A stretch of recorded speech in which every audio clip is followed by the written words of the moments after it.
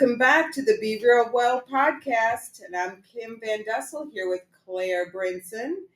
And we have Luke Haybrock, who's our audio engineer. Hey, Luke. Hey. And we have a guest this segment, Heather Singer. Welcome, Heather. Thank you. Glad to be here. Heather has been our middle and upper school counselor for 12 years. And now tell us a little bit about what you do.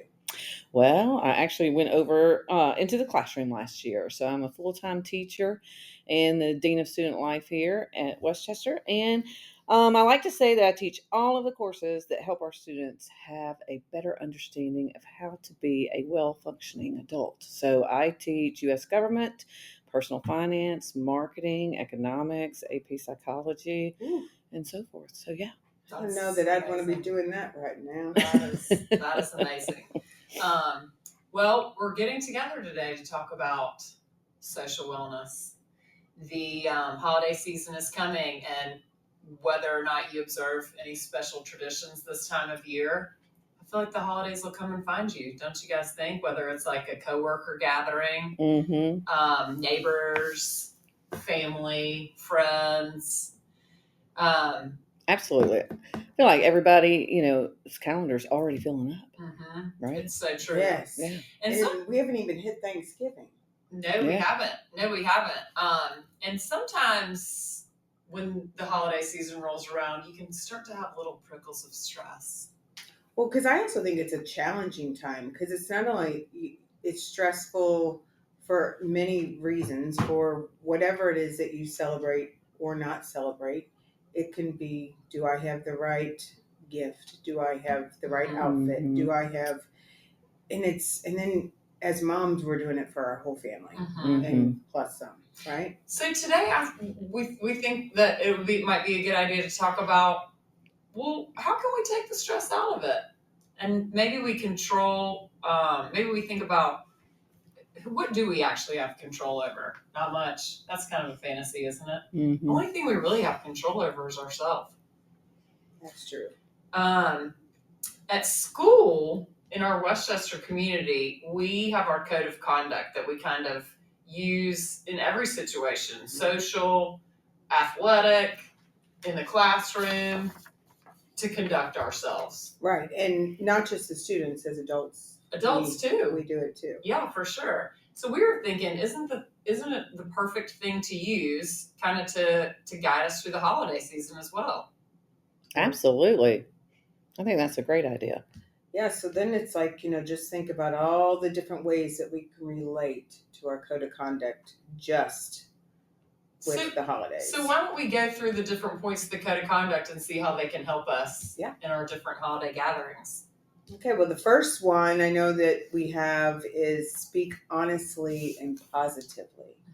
Woo, okay, that could set a tone for the day, couldn't it? It definitely does.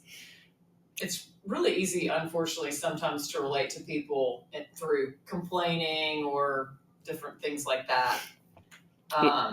Yeah, I think one of the things that, I've learned as a tool, I guess you could say, about speaking honestly and positively is just having a positive affirmation that you say every day. And it really should be the same thing that you're saying to yourself, repeating every day, right? And I think if individuals could really come up with whatever that might be, right? It might be, I've got this, right? It could be as simple as that. Or it could be, no matter what comes my way, give me, the strength and the courage to get through it, right? Or it could be, today is a new opportunity to be my best self. So whatever it is, and if you need to write it on a piece of paper, stick it on your bathroom mirror or wherever. But I think that is a great tool for positivity, but I also think it's a great way to become grounded each day. Right. My favorite one lately, because sometimes I can play scenarios out in the future that haven't even happened yet. Right. And I'll start having anxiety about something that doesn't even exist. And so when I start to find my mind going in that direction, I say to myself, what if it all works out? What if it all works out? And it just seems to take the stress right out of it. Because that's it working, whatever it is that I'm worried about, that situation working out is just as likely as anything going wrong. Right. So it's kind of like not just like what we say or what kind of like what you're saying, it's what we don't say. And so we just have to, I think, find that a good affirmation, I think, would be really good. So, Like Mary had one we talked about in the first episode. yeah. And How she wakes up in the morning and says, God, give me the strength to get through my day and give me your words. And yeah, like Heather said, let's have a great day.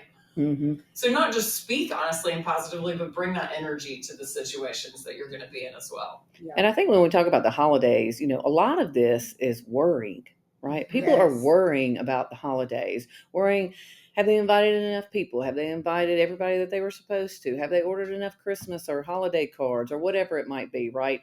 And one thing that I heard years ago, and I kind of go back to it in times of worry, is, worrying doesn't take away tomorrow's troubles. It takes away today's peace. Ooh, So like I think that's important to remember too, that we don't want all of the static out there to really interrupt and sometimes ruin, right, the event that we're supposed to be a part of. That in some situations hasn't even happened yet. Right. We're not even there yet. Yeah, absolutely. Well, and another talking point is to respect everyone and behave responsibly. Those are big. Those are actually two of my favorite points. I have a lot of favorite points of our code of conduct, but those two we're kind of bringing into one. Those are actually two separate points. Respect everyone and behave responsibly. Those are definitely challenging over the holidays because you could, for a lot of reasons. Well, and I think they're respecting everyone, right? I think as the U.S. government teacher, this will be the first time that many of us have been with our entire families all year, right? And just in the political climate that we're experiencing right now, it may come up. Maybe it's bound to come up, right? It just depends. But I think it's important to realize that we all have differing beliefs. And I think the most important thing when you're talking about government is that, being open and respecting what others have to say. And that's how you grow too. You may not agree with them, right? But you can at least acknowledge that they have a different belief system or a different view on what's going on in the world. And I find that very interesting, right? I want to surround myself with people that don't necessarily think the same way I do. Because I really feel like when you begin to do that, you really stop growing. Right. Somebody once said something about, you really can't grow unless you're uncomfortable. Right. And I think there's a lot of truth to that too. So when you enter conversations, maybe instead of being determined to have everyone agree with you, ask questions to try and better understand why they think what they think. That's a great point. And it just shows maturity too. And not only that, your kids are watching. Oh, and I think if they can see how you handle through difficult decisions and difficult conversations, I think, when they think they're not watching, they're always watching. And they're always listening. Oh, yeah. Well, and which brings us back to how we started the conversation, which is the only person you can control is yourself. So whether the conversation is about politics or about this isn't how you make grandma's mashed potatoes, like everybody take a deep breath and individually remember that even if other people are maybe being a little disrespectful or not behaving responsibly, how can you do that? Right. Well, and even think of just doing something, being responsible too. It's, a great time also to teach our kids, when you're finished, stand up, bring your plate, offer to bring someone else's plate, help do dishes. If everybody pitched in, how much faster, we all know how that goes. Absolutely. Going on. Yeah. Yes. Yes, for sure. Commitments are a tough one during the holidays. We one of our points of our code of conduct is to honor commitments. This is kind of twofold during the holidays too, because I think it's a time of year that when we put this on ourselves, but that we feel like we need to commit to more. But really, do we need to take a step back and look at what we're committing to and why we're committing to the things we're committing to? Are we committing because our neighbor's committing to that too? Are we committing because, just look at your calendar, see what you are able to do, see what is important to you, what do you care about, and then thoughtfully commit to things. Mhm. Well, and I have fallen in that trap. Well, everybody else was going, so I went, and I really never really wanted to go. Mhm. Mhm. And then I'm like, Then you know, you're mad at myself like for doing it. But I feel like the older I'm getting, I'm able to say no. You're getting better. You are, Kim. Because You're getting better. Claire years ago bought me a no button, and it's taken me a long time. And I was hoping to bring my no button today so I could play it for everybody, but I forgot it. But it's such a big thing because sometimes when we say no, we think it is a negative when really it's about preserving ourselves too. For sure. Right? Yes, Mhm. and I'm glad you said that because the commitments that we're talking about can be volunteering to do something, volunteering to bring something, volunteering to volunteer, or it could just be RSVPing yes or no to a gathering. Mhm. Right. I think it's important to do what makes you happy. Yes. All the time, but even more so during the holiday season, because if you are stressed, right, emotionally, mentally, physically, it does start to wear on you in all of those categories. And I think it's important that we remember that, what is it that makes us happy? What do we enjoy most about the holidays? And try not to lose sight of that in all of the invitations to do this, that, and the other. And Kim, I agree with you 100%. To say no is actually sometimes the best thing that you can do for yourself, right? And let's honor the commitments we make, but let's also honor things that other people commit and don't commit to. When you show up somewhere or when you sign up for something, don't be looking to see who else is there or who else has signed up too. Just worry about yourself. Mhm. Just worry about yourself. You have no idea what's going on in other people's lives. You do what you're going to do. You let other people do what they're going to do. No, I think that's a great way to really be. Yes. I mean, I think for that's sure. a great way to just live too. I mean, and it's, and I feel again about honoring commitments. I always think of that as, um, it builds so much strength in our school and our community when we honor things that we say we're going to do. Because Yes. then you have people depending on you. And something That's else right. that I always, I just thought of when you were saying that is, when people, let's say there's a text stream that goes out and says dinner, holiday party or whatever, and you're like right away because everybody's responding, you got to respond. Well, it's okay to sit back and even, just say, let me get back to you, just so they know you've looked at it. But maybe, again, you don't know what the rest of your family's doing. So it's okay not to respond immediately. I agree. Mhm. To respond thoughtfully, Mhm. to take a minute, check in. And it's okay to not respond on the group text. Yeah. Right. You can just respond just to the host. Mhm. Right. I also think once you decide that you're going to do whatever it is, activity, right, event, I really do think that part of honoring commitments is being there on time. Oh, Right. yes. I think the worst thing is to be a hostess and your event starts at 6:30 and there is not a soul to be found at 6:30, right? And people start rolling in, it's like I don't know if people think that, there's this 10-minute window, but if you're going to be there, let's get it going, right? I mean, because most of the time not everybody's there sometimes until 45 minutes later, right? Yeah. So at that point too, I think you're sending another message, right? That you did sign up, maybe too quickly. You didn't really want to be there. I mean, if you're Right. coming in 45 minutes late, I mean, unless you had, some situation that you had to deal with when you're trying to run out the door, which that happens too. But I do think that sometimes, it's just kind of like, oh, I'll get there when I get there. But that's not really honoring your commitments. Right. So once you have decided what you're going to do it. Do it. Which is a perfect, sorry, go ahead. Yeah, no, that's what I was saying. Which is a perfect segue to our next point of our code of conduct, which I do actually think that this is my favorite. Do your best. Yes, and your best doesn't always have to be like perfect either. Because I think during the holidays, we think we have to have everything perfect. And I know that's one of us, we're talking about a story about that, how we always feel we have to have everything so perfect. When really the kids, so we all have kids now in college. And when they're coming home, we want it to be perfect. When really all they want to do is sleep and eat. Yeah. Be together. And just be together. That's all exactly they want. Right. And we don't have to worry about, it's just about do your best about your intentions. Well, I think a tricky thing about any holiday, there's so many holidays to celebrate this time of year. But a really tricky thing about any holiday is expectations.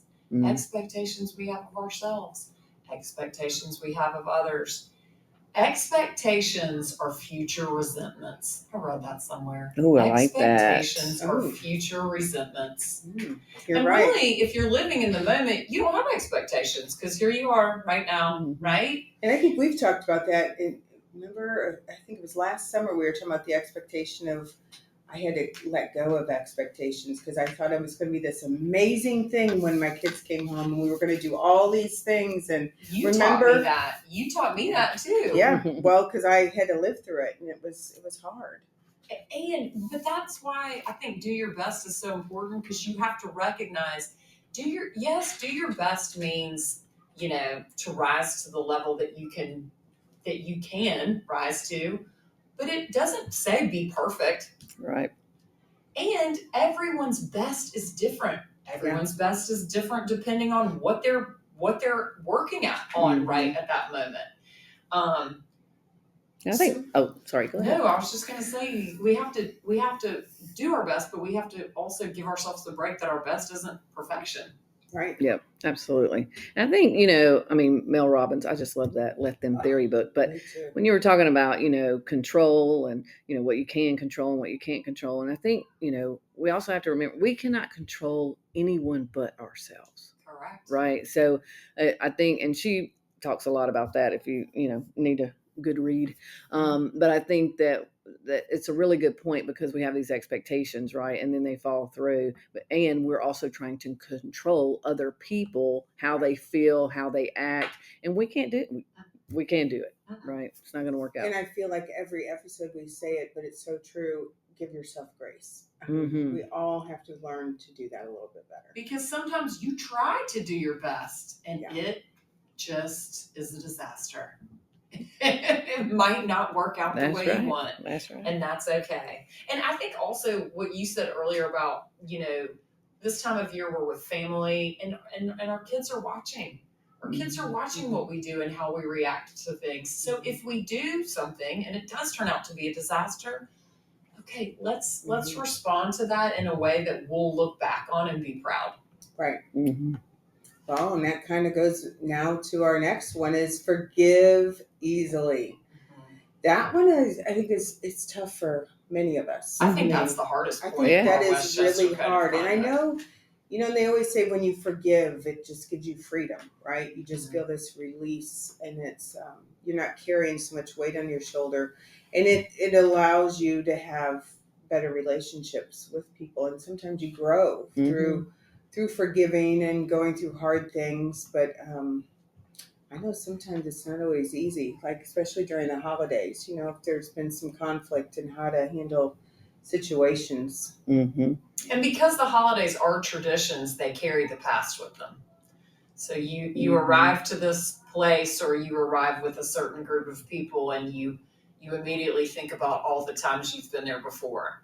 Well, and think about what you just gave a quote about choosing peace, and it's like, imagine if we just chose peace over needing to be right or needing to prove a point, and it's just let it go. Again, controlling only ourselves, right? So controlling only ourselves. Let's forgive ourselves first, and let's also forgive other people.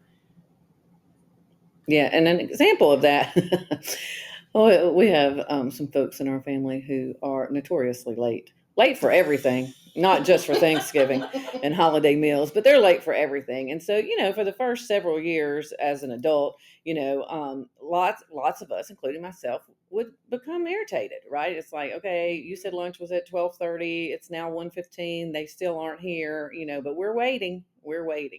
And so, the next year at some point, we decided, you know what? We're not going to wait. We said 12:30. We're going to start eating at 12:30. And when they come in, guess what? It's all still there, right? Yeah. Fix a plate and let's just move ahead because, of course, Mom gets upset because everything is warm and ready to be eaten at 12:30, right? And once it sits, then again, right, you start worrying about, it's not going to be good and this, that, and the other. So that was the thing. And, and once we all decided, hey, we're starting at 12:30, right? It just made you didn't have to forgive anymore, right? Because it was like, hey, they're going to do them, and we're going to move forward, And I bet right? the late people didn't even care. They didn't even care. They were like, woohoo! Yeah, I mean, that's just, that's their lifestyle, and that's fine. Yeah, because I feel like sometimes people that are chronically late show up and they're kind of like, well, what's your problem?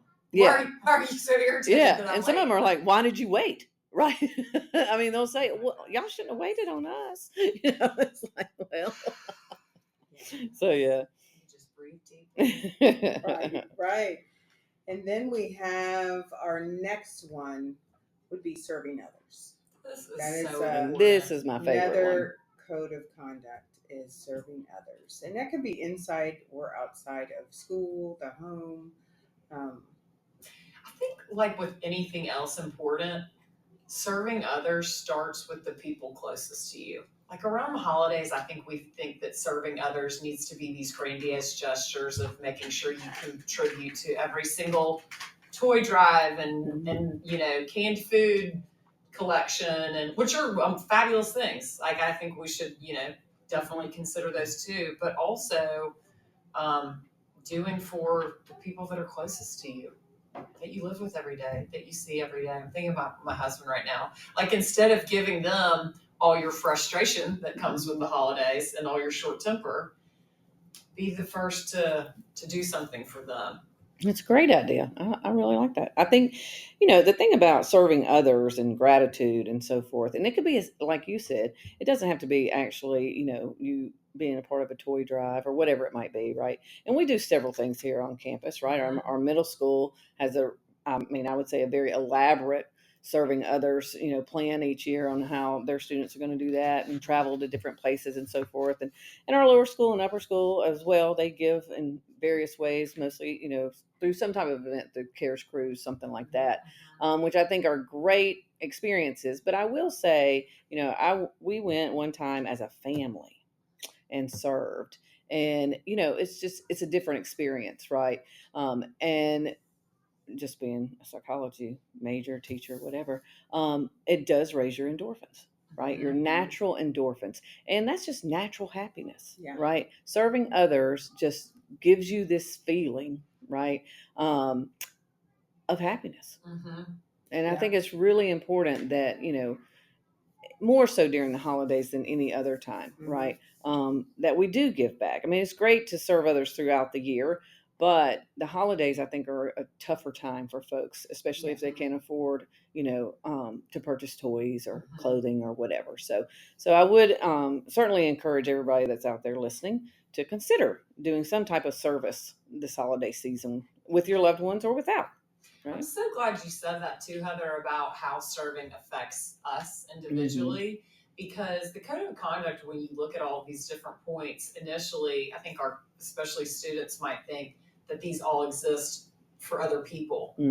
Everything you do for someone else, you're doing for yourself too. Oh, yeah. Yeah, well, we're definitely reaping. Honestly, we're reaping just as much, if not more, benefits. Right? It really does. It makes you happy. From serving, from respecting people, from behaving responsibly. Like those are all things that are coming right back to you. Yeah.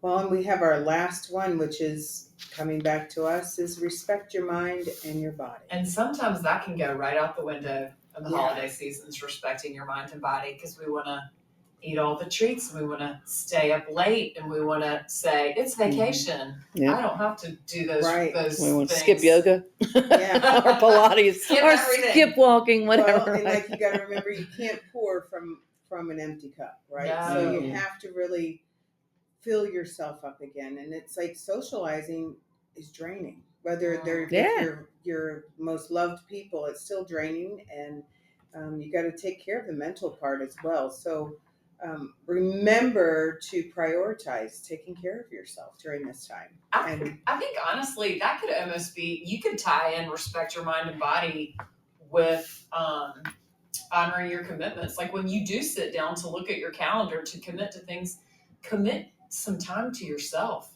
Commit some time to moving, to stillness and quiet time, to making sure you're getting enough sleep. And I think it's great. I learned this at I think it was an in-case conference, that you should use your calendar for more than just appointments. That your calendar, whenever you want to go for a walk, go ahead and pencil that in your calendar, right? It's not, if I have time today, I will go for a walk, right? You need to pencil that in. If you want to put up decorations in your home, don't just say, I'm going to get that done next weekend, because guess what? Something else is going to go in that spot, and then that's going to cause you stress too, right? Yep. So use your calendar and pretty much write down anything that you need to do that day, right? If it's run errands, don't just think to yourself, hey, after work, I need to run errands. Like, pencil that in, because otherwise somebody's going to come up to you during the middle of the day and say, hey, could you do me a favor at 5 o'clock today? Right. And you're going to say yes. And then you're going to be like, oh, I got to run those errands too. And that's where the stress comes from. Right. So use your calendar. Yeah. And sometimes, even think about, like, if you're at a gathering, what do they call that? The Irish goodbye, right? Sometimes those are okay to do. Yeah. Just leave the party early, and it's okay. You're taking care of yourself. You may know you have a lot going on the next day. You honored your commitment, but yet, you have to take care of yourself. You need a little bit more rest. And you don't have to say why. You just say Right. thank you. Yeah. Right. And, this week is Kindness Week, right? National Kindness Week. And so, we've done several things here at school for the students and for the staff and faculty. And one of the things, Kim, I'm going to bring you up here, is you and Tom made a meditation room. That was fun. For the faculty members. And it has been so nice. I have gone in there this week and had a moment just to sit and relax.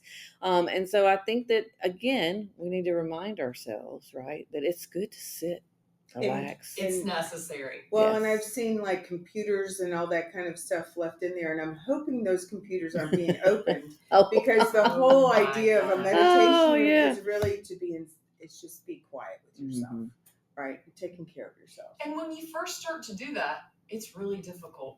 It's really difficult. It's something that takes practice. When I went into the meditation room this week, I took 100 breaths. Yes, you were saying that. That is awesome. It might sound silly, but because again, there's a lot of different strategies when you're trying to take some time to yourself. But by counting, because we all can count to 100 without thinking about it, there's the beginning and an end. You actually have a chance to have something to focus on, because your thoughts are going to come and go while you're trying to sit there and be quiet. But by saying 1, 2, you're always bringing yourself back to that number. And it really does leave you feeling the opposite of scattered, which is how the holidays sometimes have us feeling. It just leaves you feeling like, okay, yeah, I think I do know where I need to go next and what I need to do. And it gives you a little bit of motivation to do it again the next day. Maybe you don't have time to take 100 breaths the next day. Maybe you only have time to take 10. Mm-hmm. But go somewhere quiet for a minute. And that goes back again to the only person you can control is you, right? Is you. And we spend so much time trying to change other people, how they think, how they act, how they react, and really just worry about you. And because you can't. Yeah, because you can't change. And even though, no matter what you say, if you want to try and get a point across, you can say it to your blue in the face. It's not going to change their mind. And who are we to change, someone else's mind? We're not, No, we just can't do that. Yeah. Going back to what Heather was saying, be curious, learn something new. Well, and I'm going to not pick on, but refer to Mel Robbins again. She talks about losing weight, okay, because that has a lot to do with the holidays, right? Everybody's trying to lose weight. Yes. So she brought up that, I don't know if it was her or someone else that she knew, but the woman was dieting, exercising, and losing weight, and she really wanted her husband to join in. And, he just was not hearing of it, right? And so Mel says that what you need to do, again, you cannot control someone else. You can only control you. But after 3 months of the woman going out every day, going for a walk, eating right, cooking, healthy meals and so forth, that one day, guess what? Her husband said, I think I'll join you for that walk. Right? So again, modeling the behavior in all of these, code of conduct items that we've talked about today, I think is is a very good way to think about things, right? And if you are modeling, then other people, your children, your friends, your spouse, whoever it might be, family members, will also pick up on that, right? And maybe you'll- they'll join in. Absolutely. And you'll be reaping internal rewards along the way. Absolutely. I definitely think that other people will join in. That's a great reminder, Heather. Well, and so when we are gathering this holiday season with our family, with our friends, with our coworkers, our neighbors, let's just remember our social wellness. And it all begins in here, in ourselves. And that we can't control anyone. And I really feel like when they did our code of conduct, a lot of thought was went into our code of conduct. And it's really something that we all live by as good human beings. And good, And it's a simple check-in. Is this respectful? Is this Right. responsible? Am I serving? Am I speaking positively? Is this true? And if we can all just I'm not saying that we're all going to be perfect, but if we all could just do a little bit of that, I mean, just think of what a brighter holiday season we're all going to have, how Peaceful. much peace we're going to have. And if everybody could just be a little kinder to each other, since today is kindness day. So, It It is. Kindness goes a long way. And remember, when we are not in agreement with others, it's okay to just listen. And as stressful as the holidays are, honestly, I love a holiday. Love a holiday. I love that Christmas music. I love it. I mean, the other moms, we even had the leprechaun come for my kids for St. Patrick's Day. And the other moms got so upset in first grade. Who has a leprechaun, right? It's fun. It is so much fun. And, I still do funny stuff like that even now. And, I have a 21-year-old and an 18-year-old. So I just think, I love my kids being home now. I always did before, really. But, now that I don't see them every day, I think it just makes it that much more important. But and I know we've talked a lot about, all the things that can go wrong during the holidays, right? But the truth of the matter is we all love the holidays. And there's a lot that can go right. Oh, yes, Yeah. absolutely. Enjoy your holidays. Bring joy to your holidays. Wake up, like we said, wake up in the morning and say, what if it all goes right? That's right. It's going to be a great day. Mm-hmm. And then you'll have some social wellness in your life this holiday season. Woo woo! Well, thank you. This has been, Heather, thank you so much for joining us. Well, thank you. This has been fun. Such a treat. Absolutely. And as we move into the holiday seasons, we're going to remember that wellness and purpose are lifelong journeys, not destinations. Yes, so thank you for tuning in. And until next time, the only person that you can control is yourself. You. And yes, and so if you need to use a mantra that we have learned, that you have taught us a few mantras on this podcast, but the other one that we keep saying every time is make that change. Make that change.